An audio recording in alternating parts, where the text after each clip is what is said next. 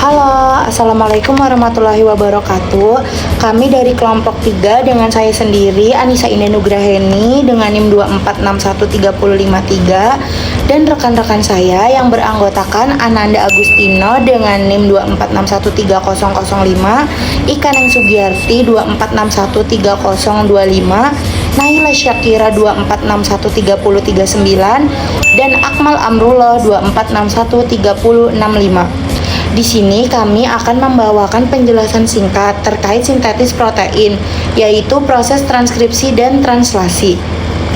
Sebagai pendahuluan, gen ekspresi merupakan proses bagaimana informasi genetik pada DNA diubah menjadi produk fungsional, ya biasanya berupa protein. Dua langkah utamanya merupakan transkripsi dan translasi, di mana konsep ini dikenal sebagai sentral dogma biologi molekuler, di mana DNA menjadi RNA kemudian menjadi protein. Transkripsi adalah proses awal pembukaan protein, yaitu penyerapan informasi genetik dari DNA menjadi mRNA di dalam nukleus.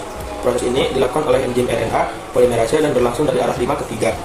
Tahapannya terdiri dari yang pertama, inisiasi, yaitu RNA polimerase menempel pada daerah promoter DNA dan membuka heliksnya. Yang kedua, elongasi, yaitu RNA polimerase menyusun rantai mRNA berdasarkan pasangan basa yang sesuai. Translasi adalah tahap penanda berakhirnya transkripsi. Proses ini terjadi ketika enzim RNA polimerase menemukan urutan terminator pada DNA. Penemuan terminator ini membuat kompleks transkripsi menjadi tidak stabil, seringkali dibantu oleh pembentukan struktur hairpin pada RNA. Akibatnya, RNA polimerase berhenti melepaskan untaian mRNA yang sudah selesai sehingga proses penyalinan genetik berakhir. Kita masuk ke faktor yang mempengaruhi transkripsi. Faktor transkripsi pertama ada protein khusus yang mengaktifkan atau menekan transkripsi dengan mengikat DNA, terus modifikasi DNA dan histon, metilasi DNA atau modifikasi padatnya kromatin atau heterokromatin pada penghambat akses enzim transkripsi. Lalu ada sinyal eksternal, hormon, faktor pertumbuhan atau stres dapat memicu kaskade sinyal yang mengatur transkripsi gen tertentu. Oke, kita masuk ke bagian translasi. Translasi adalah proses mendekode urutan nukleotida pada mRNA menjadi urutan asam amino, membentuk polipeptida atau protein. Peristiwa ini terjadi pada ribosom dengan bantuan tRNA yang membawa asam amino. Translasi berlangsung di ribosom dengan bantuan tRNA yang membawa asam amino. Proses ini terdiri dari 3 tahap, yaitu yang pertama ada inisiasi. Pada proses inisiasi, subunit ribosom kecil mengikat mRNA dan mencari kodon start AUG.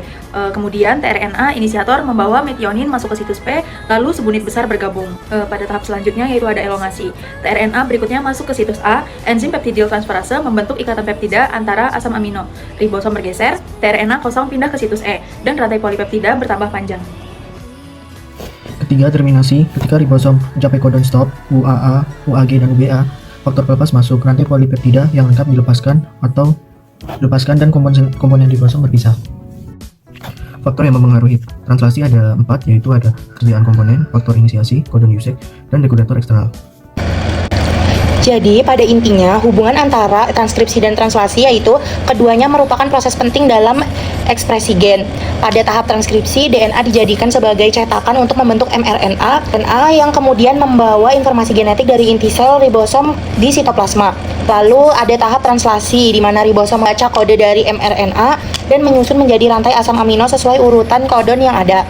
Dengan itu, translasi bergantung pada hasil transkripsi karena mRNA yang dihasilkan pada transkripsi menjadi panduan utama dalam pembentukan protein. Penjelasan tadi kami peroleh menurut sumber berikut. Sekian dari kami kelompok 3, kurang lebihnya mohon maaf. Semoga penjelasan kami bermanfaat. Wassalamualaikum warahmatullahi wabarakatuh.